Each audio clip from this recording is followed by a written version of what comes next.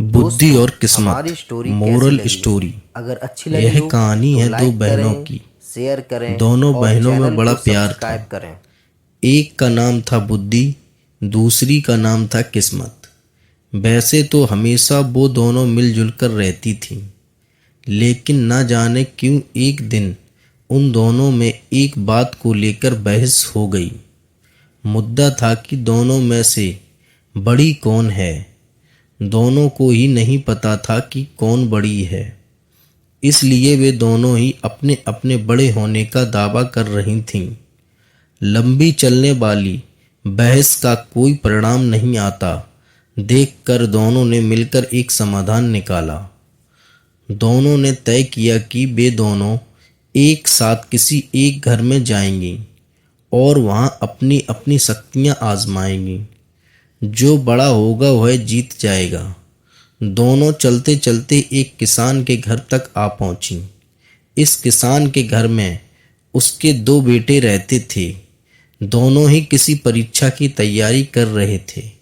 दोनों बहनों ने तय किया कि वे दोनों एक एक भाई को अपनी शक्तियां देंगी और जिसकी भी शक्तियों की मदद से जो भाई परीक्षा में अच्छे से पास हो जाएगा, उस बहन की शक्तियां और वह बहन बड़ी साबित हो जाएगी।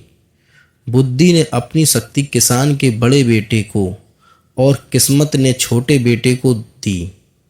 अब बड़े बेटे को बुद्धि की कृपा की वजह से पढ़ाई में काफ़ी मन लगता, इसलिए वो घंटों तक पढ़ता रहता।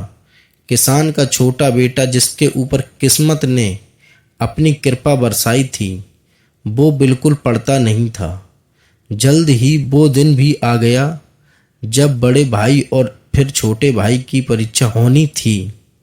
बड़ा भाई, जिस पर बुद्धि की कृपा थी, उसने जब अपना पेपर देखा तो बदनसीबी से सभी वही सवाल आए थे जो उसने पढ़े नहीं थे या वो पढ़ नहीं पाया था।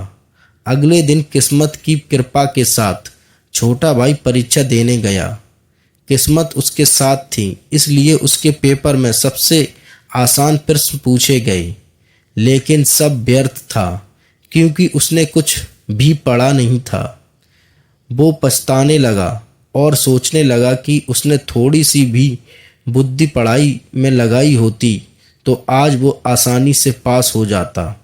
इस तरह बिना किस्मत के किसान का बड़ा बेटा और बिना बुद्धि के किसान का छोटा बेटा परीक्षा में फेल हो गया।